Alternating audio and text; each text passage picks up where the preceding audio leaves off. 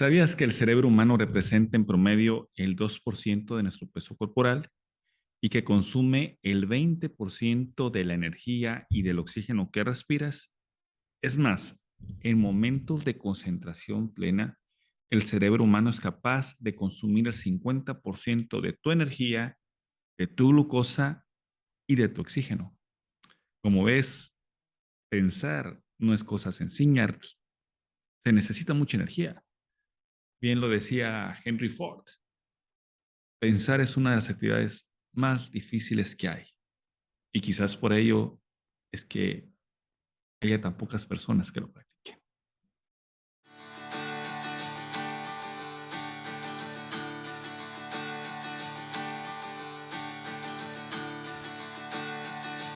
Sé bienvenida, sé bienvenido a Infinito Logos. Mi nombre es Vladimir Rodríguez y como siempre me da un gran gusto poderte saludar, agradecerte muchísimo el like a este video, tu suscripción a esta página y si te gusta, pues que nos ayudes a compartir.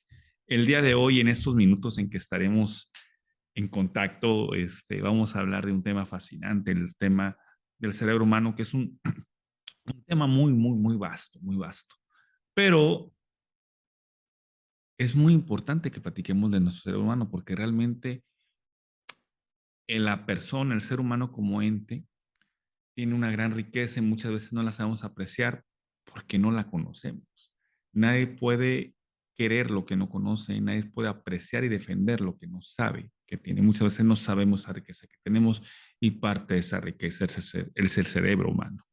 Unos datos importantes, bueno, ya te los mencioné en la intro de este video, pero te quiero comentar que el cerebro humano es uno de los diseños, por no decir el más exitoso, que ha tenido la naturaleza. Es el cerebro de la especie dominante actualmente y ese cerebro es capaz, fíjate bien, es capaz de procesar, según estudios, 400,000 bits de información por segundo. Es tremenda la información que nuestro cerebro procesa. Sin embargo, de manera consciente, nada más estamos conscientes en promedio de 2,000 bits de información. Es decir, el cerebro humano procesa en un segundo 400,000 bits de información, pero solamente lleva a la conciencia, el terreno de la conciencia, 2,000 bits de información. Aquí la pregunta es, ¿cómo hace el cerebro para poder discriminar la información que es importante, que la lleva al nivel consciente y que aquella información que no es importante, que a lo mejor la desecha o la procesa de una manera diferente, ¿no?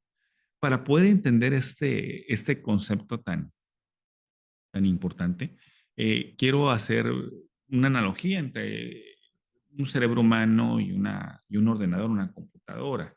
Eh, si comparamos ambas partes, bueno, es una computadora y todos los que hemos estudiado nivel de educación básico, medio superior y superior, lo sabemos, una computadora se compone de dos componentes, el hardware y el software. El hardware es todo el tema de fierros, todo el tema físico que le da en un momento sustento al software, que es por medio del cual se va a poder discriminar y procesar la información. En una computadora, pues el hardware estamos hablando del disco duro, del procesador que se tiene, de la tarjeta madre, etcétera, ¿no? Monitor, puertos de entrada, etcétera, etcétera, etcétera. Yo no soy un experto en computación, pero espero que me dé a entender bien la idea que te quiero dar a conocer el día de hoy. En el caso del cerebro, si hacemos la analogía con el cerebro humano, bueno, el hardware puede ser las partes que se compone el cerebro, ¿no? La parte del encéfalo con los hemisferios izquierdo, derecho, que hay un tema muy interesante entre lo que se encarga cada uno de los hemisferios. En esta parte del encéfalo, pues la corteza cerebral donde se llevan a cabo todos esos procesos más elaborados y complejos del pensamiento. También tenemos la parte, pues, del cerebelo y del tallo cerebral. Eso podría ser, digamos, el hardware de nuestro cerebro, digamos, el componente físico, donde se encuentran las neuronas, donde se hace toda la magia física que le da sustento, pues, para que se instale ese software el software que tenemos los seres humanos, digo, hay muchas teorías sobre esto, pero le llamamos como paradigmas de pensamiento.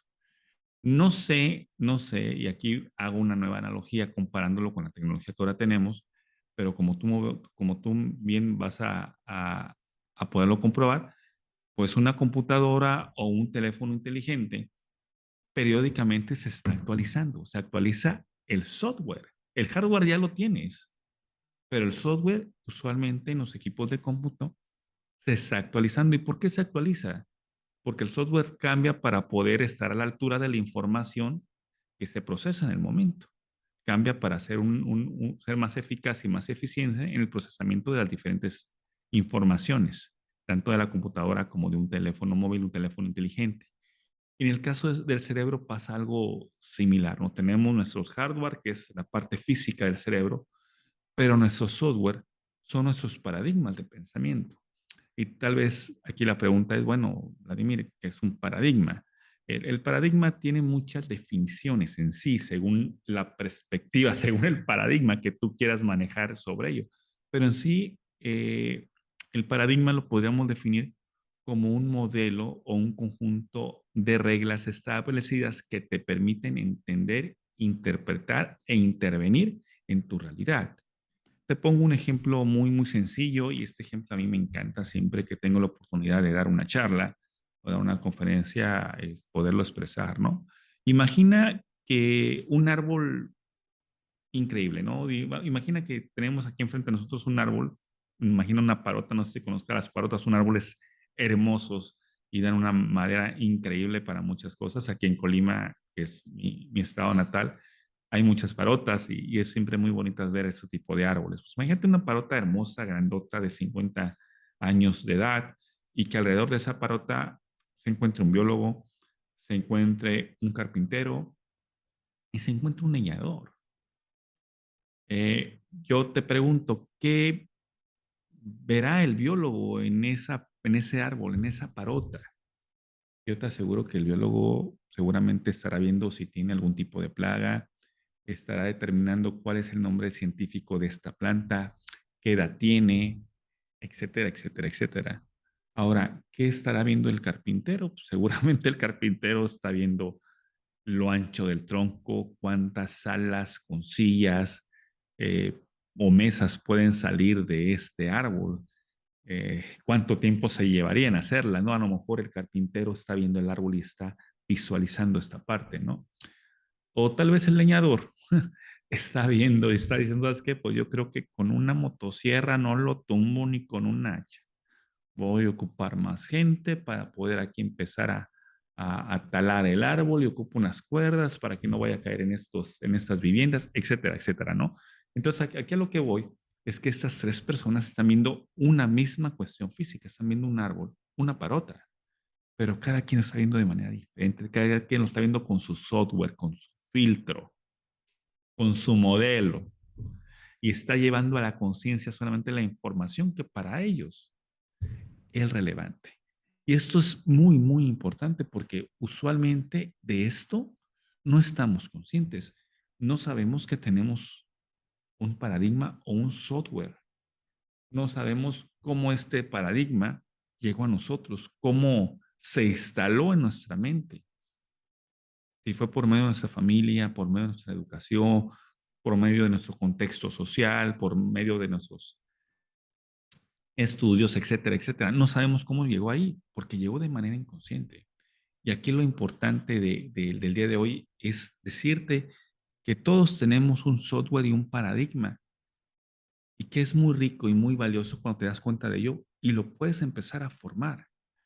Muchas veces nos decimos, bueno, ¿por qué yo todo le veo negatividad en mi vida? ¿Y por qué no puedo ser propositivo, positivo como otras personas? Bueno, tienes un paradigma que se te formó de manera inconsciente y se te enquistó en tu cerebro. Y es momento de que ahora sepas que ese tipo de paradigmas tú los puedes empezar a desarrollar. Y en ese sentido, pues viene la importancia de empezar a desarrollar un paradigma y una filosofía de vida. Y aquí entramos a otro concepto también bien interesante que a mí me encanta, que es el tema de la filosofía. Usualmente cuando hablamos de filosofía, nos da flojera porque pensamos que estamos a hablar de corrientes filosóficas, que vamos a hablar de gente que vive hace mucho tiempo, que se murió hace miles de años y que no es nada práctico hacerlo. Pero si algo es práctico, es la filosofía, porque yo te quiero decir aquí el día de hoy, aquí en confianza, que todos tenemos una filosofía de vida. Seas consciente de ella o no seas consciente de ella, todos tenemos una filosofía de vida. ¿Quieres comprobarlo? Aquí te lo voy a comprobar. Dime, ¿cuál es tu percepción de la vida?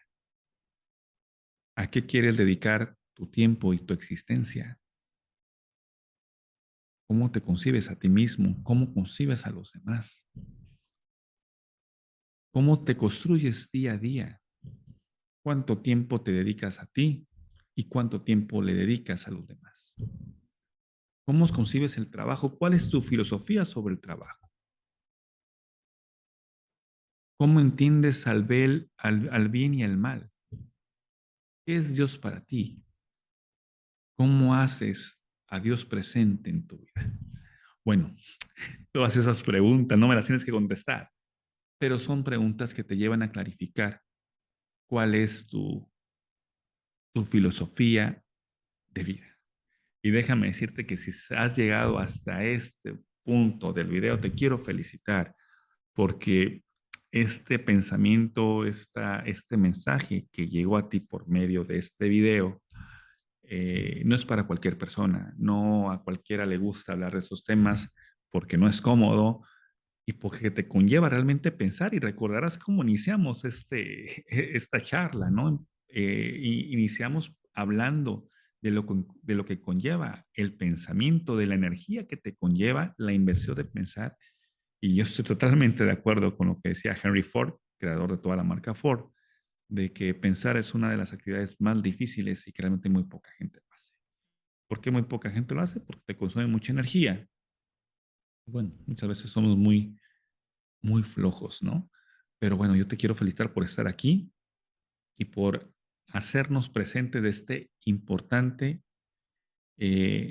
información de los paradigmas que tenemos que ir desarrollando y de esa filosofía de vida que todos tenemos y que muchas veces lo tenemos de manera inconsciente, pero cuando esta inconsciencia lo haces consciente te puede llevar a que tú vayas formando esta filosofía de vida y esos paradigmas donde te permitan interpretar, desarrollarte e intervenir en el mundo. Bien, entonces yo aquí quiero concluir esta breve charla preguntándote, ¿cuál es tu filosofía de vida? ¿A qué has decidido dedicar el tiempo que tienes de existencia en esta vida? Porque yo te quiero decir algo y tal vez de este tema podríamos platicar en la próxima, en la próxima vez que nos veamos por medio de un video en YouTube. Eh, ¿Cuáles son los activos más importantes que tiene el ser humano? Tiempo es un activo fundamental, tiempo y energía. Son los activos más importantes que tenemos como seres humanos, de eso podemos platicar. Y parte de tu filosofía, la importancia de una filosofía de vida determinada y un paradigma de pensamiento es a qué le voy a dedicar mi tiempo de vida y de existencia y mi energía en esta vida, ¿no? Respóndeme, te leo en los comentarios. Si te gustaría platicar, que platicáramos algún tema específico, pónmelo por ahí y seguramente pues vamos a ir construyendo algo muy interesante. Mi nombre es Vladimir Rodríguez. Esto fue Infinito Logos. Cualquier comentario, por ahí lo vemos y seguimos en contacto. Me dio mucho gusto saludarte.